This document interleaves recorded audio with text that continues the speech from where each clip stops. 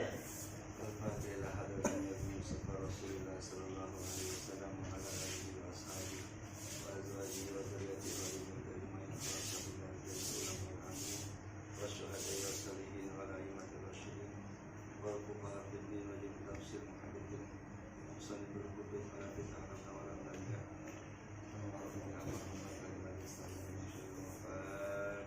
أعوذ بالله من الشيطان الرجيم بسم الله الرحمن الرحيم الحمد لله رب العالمين إياك نعبد وإياك نستعين اهدنا الصراط المستقيم صراط الذين أنعمت عليهم غير المغضوب عليهم. Melanjutkan yang kemarin di halaman 6 7 baris dari atas itu waqaddar sudah dibaca kemarin maksud tanah sama itu keterangannya. Bismillahirrahmanirrahim. Wa qaddara ay hadda arzaqahum. Allah sudah mentakdir, artinya qaddara ini sudah mengukur, ada ukurannya. Ya, ada ukurannya. Artinya memberi batasan arzaqahum akan rezeki-rezeki manusia semuanya. Jadi rezeki itu sudah ditakdirkan, sudah ditentukan, sudah diukur. Gitu. Jadi jangan lihat ya, kita semua pasti kepengen kaya gitu. Siapa yang mau miskin? Gak ada, pasti pengen kaya. Tapi Allah sudah tentukan, sudah takdirkan kita jadi orang miskin. Nah, ini bukan berarti Allah tuh memiskinkan kita untuk kita ini biar dihina sama orang, bukan. Ya, kalau kita, Allah tuh tahu ya, karena ilmunya Allah itu kalau kita miskin kita jadi orang benar, gitu. Kalau kita kaya malah kita nggak jadi orang benar. Itu namanya, itu takdir namanya ya, Allah sudah tentukan. Nah buktinya lagi, rezeki itu sudah ditakdirkan sama Allah ya. Kita udah sering banget nyari duit siang malam, tapi jatahnya segitu aja. Udah ngumpul banyak, katanya hilang aja ya, masih segitu juga. Itu namanya udah takdir ya. Duit banyak cuma lewat doang. Sana ngapain duit 10 juta, habis pakai kontrakan ya segitu juga. Ya, emang sudah ditakdirkan ya, maka kita sepiring aja. Nah, jadi yang namanya rezeki itu kata Sayyidina Ali ya, idza wafat ya, apabila kita sudah wafat, meninggal, maka ya selesai rezekinya. Jadi kalau kita masih hidup, itu masih ada rezeki. Walaupun rezeki kita lagi sakit ngapa-ngapa ya, itu rezekinya kita ya setetes air minum doang, sesendok, itu masih rezeki. Nanti kalau kita meninggal, mati, nah, lalu selesai. Jadi jangan takut, rezeki itu ya, sudah Allah tentukan. Nah, saking hebatnya lagi yang namanya rezeki itu, sebelum manusia ada, rezekinya sudah ada. Sebelum manusia ada, rezekinya sudah ada. Nah, coba kita lihat surga sama Nabi Adam duluan mana ciptaannya? Allah ciptakan mana? Surga dulu. Ya, buktinya itu surga buat Nabi Adam. Ya, manusia semua keturunannya dikasih. Jadi rezekinya dulu, baru manusia. Nabi Adam turun ke dunia dulu apa Nabi Adam dulu? Dunia dulu, berarti rezekinya udah ada di dunia. Gitu.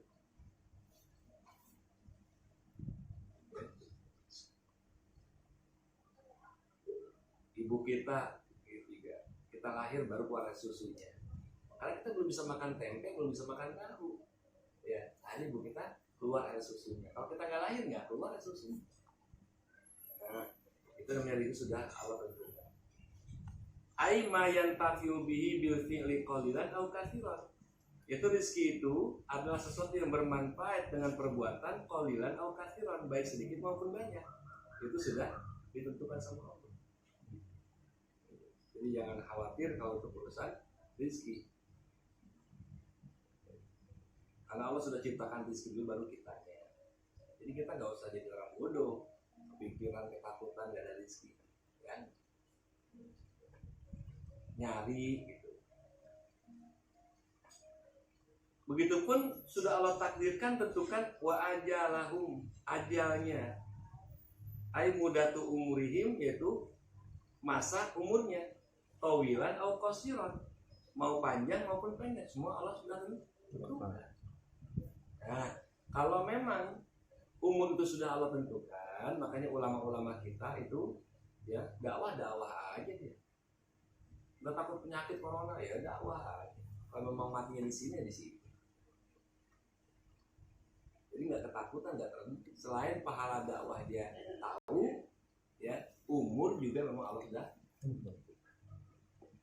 Kayak baginda Nabi ya, baginda Nabi itu dan para nabi-nabi yang lain itu ditentukan sama Allah.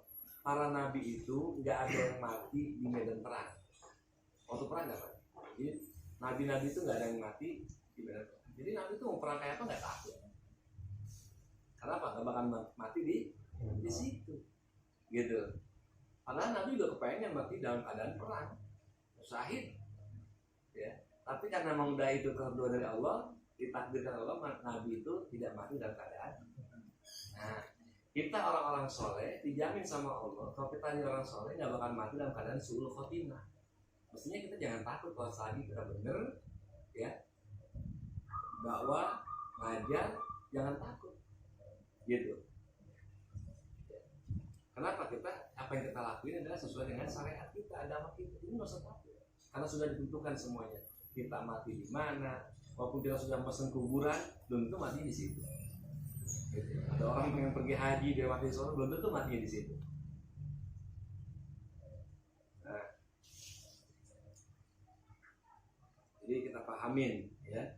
Jadi kalau misalnya sudah begitu, kita tahu rezeki itu sudah ditakdirkan oleh Allah. Ini kan iman ini, ya. Umur juga sudah ditakdirkan Allah. Jadi mestinya kalau kita sudah paham ini, kita harusnya tenang hidup kita. Harusnya sudah tenang, gitu. Oh masih susah aja kita rasa tenang ya, ya karena kita belum betul-betul memahami gitu, belum pernah merenung. Ngaji mas sering tapi merenung belum. Nah kita perlu merenungkan itu antara rezeki dan ajal kita. Sejauh mana kita rezeki kita ya Allah, mau capek kayak apa. Ada orang ya udah kerja gak apa, tiba-tiba jadi orang kaya, kayak warisan. Itu kan rezekinya dia. Ada orang yang dapat warisan, katanya nggak dapat warisan, nggak jadi kecaplok sama orang, kan bisa aja. Bisa di Bayur tuh ya, di Bayur dia didolimin sama saudaranya. Jadi dia punya tanah itu warisan bapaknya, didolimin. Jadi dia bagian belakang, bagian pojok, bagian belakang yang kalian jalanan tanah dia tuh. Marah keluarganya, cuman bapaknya ada pernah ngaji, udah rezeki gak bakal ketuker. Dilalahnya itu tanahnya dia kebeli sama perusahaan jalan tol, kena. Yang paling mahal itu, Ini di Bayur itu ada. Udah paling kaya di antara yang lainnya. Kata apa bapak bilang, kita sabar aja, rezeki nggak bakalan ketuker gitu loh. Mau licik-licikan kita sudah musuhan sama saudara, segala macam, ternyata di antara bapak sama adik-adik, bapak yang paling kaya. Walaupun bapak dulu dizolimin istilahnya, bagian belakang. Ada itu rezeki itu nggak bisa ketuker gitu loh, ya. Emang nggak bakal lari kemana rezeki itu. Ya. Artinya rezeki itu nggak bakal salah alamat lah, nggak bakal salah alamat. Jadi nggak usah. Jadi harus tenang kita.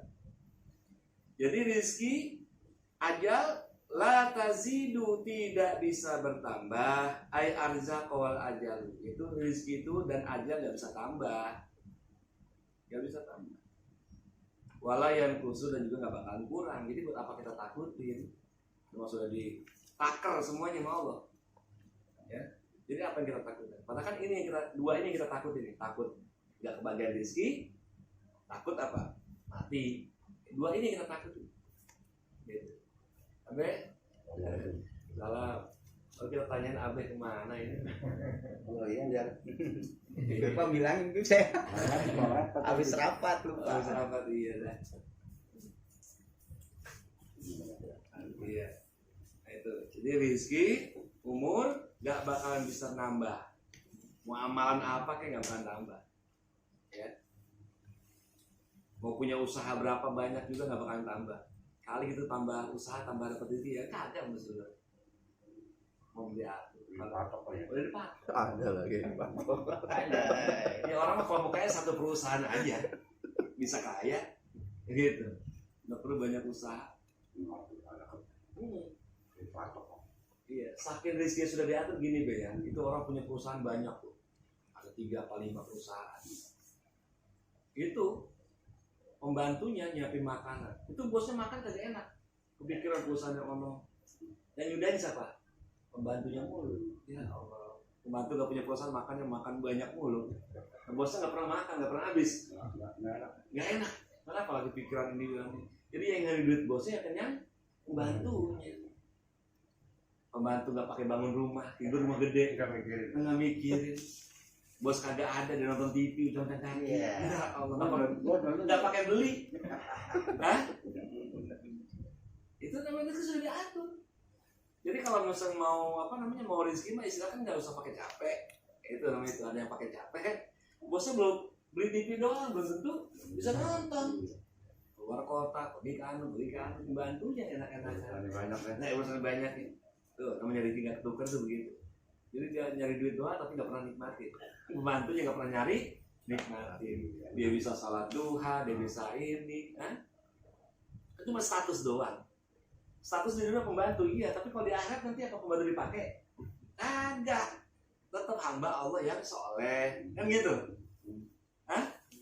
Lalu tuh bos orang kaya, apa orang kaya dipakai? Misalnya, bakal jadi bos juga? Ya kagak. Tetap hambanya yang soleh, gitu. Kan sama-sama. Kenapa jadi kita puyeng banget? Wah, gua nggak enak jadi pembantu. Nggak usah bilang begitu. Ilmu Allah sudah atur. Ya. Sebab kalau nggak ada orang miskin di dunia ini, nanti dunia hancur deh.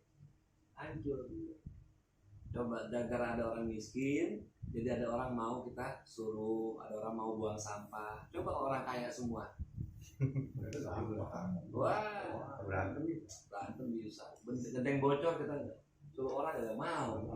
Ya, sengsara kita hidup kalau orang semua kayak kaya. Makanya Allah bikin dunia ini ada orang kaya, ada orang miskin. Gara-gara ada orang miskin jadi orang butuh, jadi mau kerja apa aja enak. Nah, itu kan namanya apa itu?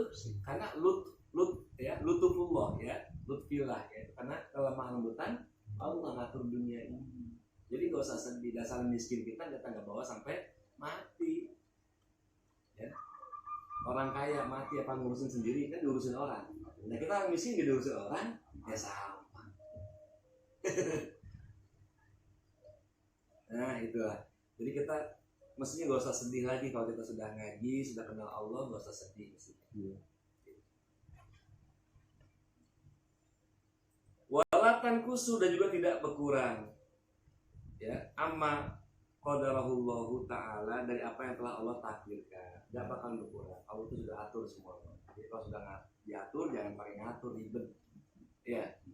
Puyang-puyangin pala aja. Nah, wa idza katabta maniyatan saksin fi ardin fala yamutu fi ardin siwa. Kalau memang sudah ditentukan ya, orang itu mati dalam satu negeri, maka tidak akan bisa mati di negeri yang lain. Masa cerita kan dulu zaman Nabi Sulaiman tuh ada orang berubah sama orang, terus nemuin Nabi Sulaiman apa pinjem awannya dong, emang apa saya mau kabur lebih jauh, emang apa itu siapa sih orang tuh ngeliatin mulu, saya di pasar saya diliatin lagi serem banget mukanya, saya kemana-mana diuber sama dia mulu. Kata Nabi Sulaiman itu malaikat mau, oh betul, berat, iya berat, pinjemin saya apa pesawat, saya mau pergi kabur ke luar negeri, dipinjemin Nabi Sulaiman. Yang pergi itu turun nyampe tenang. Katanya itu orang di situ juga nungguin. Kata malaikat maut, emang gue tungguin di sini, gue bingung gitu. Lu suruh nyabut nyawa lu, tapi lu ada di Palestina, sedangkan lu ada mestinya matinya di sini, ketentuan sama Allah. Jadi udah begitu takdirnya udah kalian.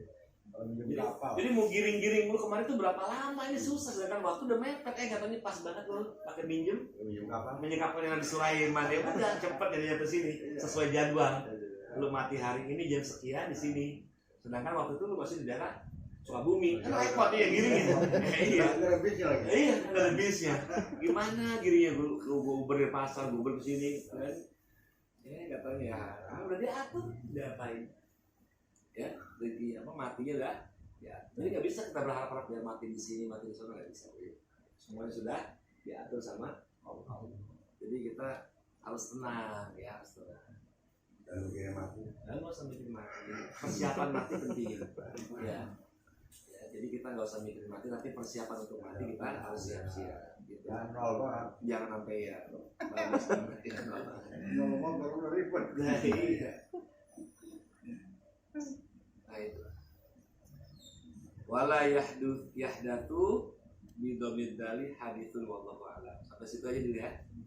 Jadi ngaji sih yang penting bertahan aja lah. Iya, banyak. Jangan masuk. Iya. Rabbana fa'ala bima 'allamtana wa astaghfirullah wa Fatihah.